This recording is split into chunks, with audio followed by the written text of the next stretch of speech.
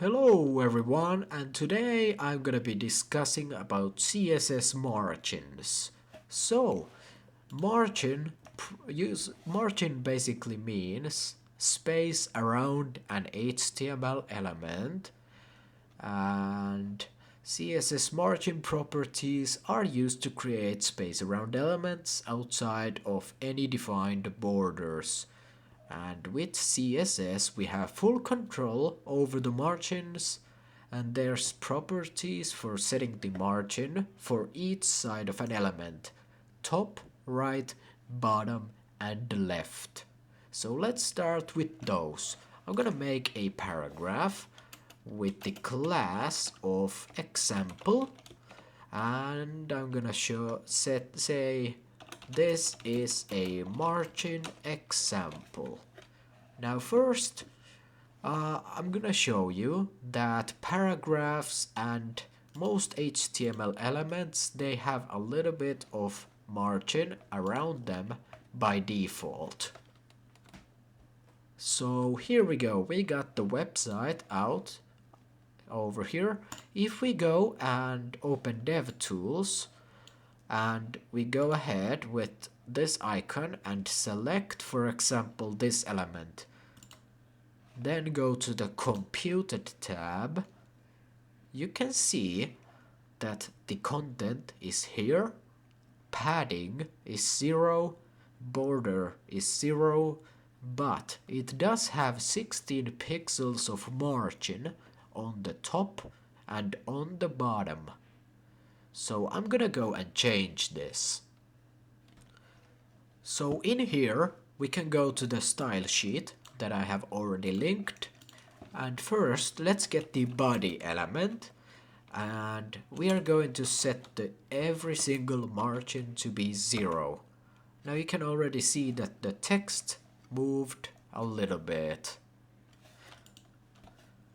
Now if we open DevTools and go to the same tab again, I need to refresh. Oh yeah, but it's still gonna have those, so I'm gonna go and select the paragraphs as well.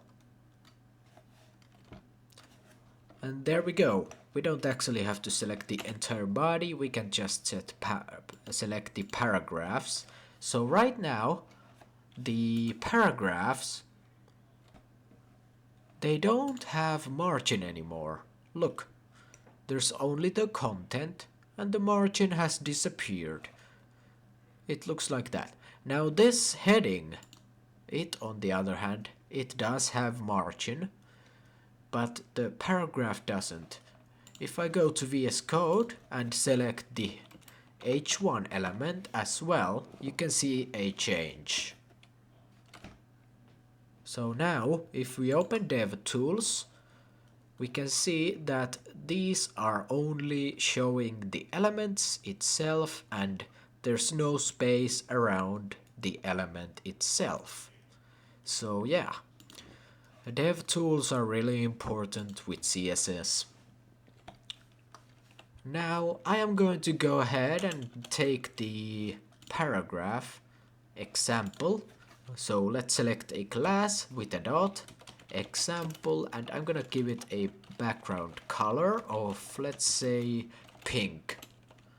There we go. And now I'm gonna say margin top 25 pixels. Now you guys can see that the element moved 25 pixels down. If I set margin left to be 25 pixels, it's gonna move 25 pixels from the left. If I set the margin right to be 25 pixels, you can see that the element moved 25 pixels from the right. Then there's bottom, 25 pixels. That's not gonna make a difference, but if I had some text underneath here, it would push the text down. So right now we have this over here. I can go to DevTools and to the Computed tab, and as you guys can see, this paragraph has margin all around its borders now. So yeah, we basically gave some space to the outside of the element. We can also use negative values on these. So for example, margin top, if I set it to be minus 10 pixels, it will move it up. Minus 15, minus 20, minus 25. Now these elements are on top of each other, but I'm gonna leave it at 25. We can also use margin auto. That will basically, it's a shortened property to set the values for the thickness of the margin area. So basically it will make the regular automatic margins come back once again. So basically with the auto, the browser calculates the margin. Then there's going to be the length, which you can specify in pixels, centimeters, whatever unit you want to use. For example, 250 pixels. That's what happens for the text if I set it to be that high. Let's say 100. Now it's gonna be almost in the center. Then we can use percentages like 50%. That's going to happen. 25%. That's gonna happen. 5%. That's going to happen. And yeah.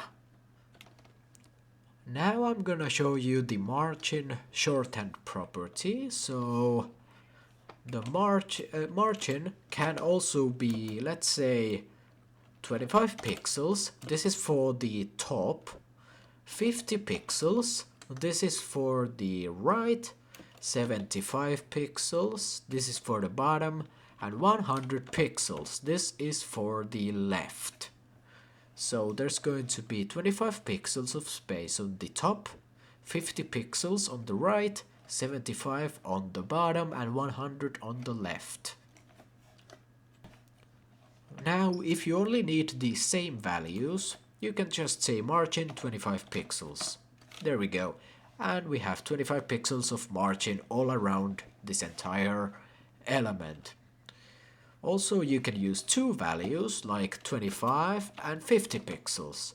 Now this means that the first value will add to the top and bottom, 25 pixels of margin, and 50 pixels, whoops, the 50 pixels means 50 pixels on the right and the left. So that's another way you can do this. Now the margin auto example is usually used with div elements. So let me create a div and add this paragraph inside of this. Alright, there we go, we have this. I'm gonna remove the margin and I'm gonna set it to be margin auto. Actually I'm gonna get the div. So div stands for division. I'm gonna get the div element and I'm gonna set the margin to be auto. And I'm gonna remove those and I'm gonna remove that for now. And I'm gonna make just one little change. I'm gonna remove this paragraph. Alright, so now we got a div element. Let's set the div to have margin auto. And okay, so I'm gonna make a div element and inside I'm gonna say that this div is going to be centered on the page and like that. Let's go to styles, let's set the div, let's give it a width of 300 pixels and let's give it a border of 1 pixel solid and let's set the margin to be auto. So this div element will be centered on the page and with the width of 300 pixels. So that's how this margin auto thing works. And there's the famous how to center a div thing in a nutshell. Alright.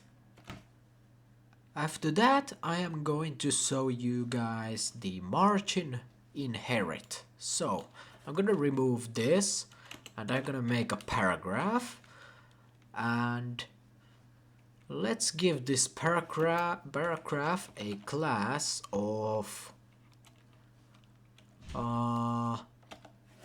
paragraph. Alright, and let's put it inside of a div element.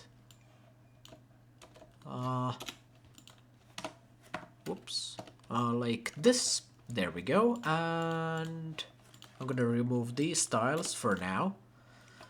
This is a inherited margin.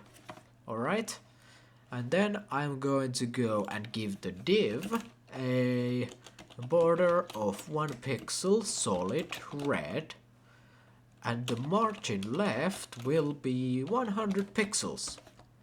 So it will look like that.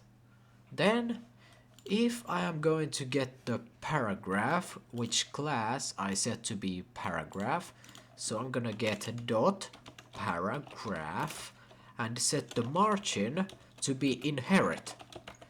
It will inherit the margin left 100 pixels from its parent element, which is this div right over here.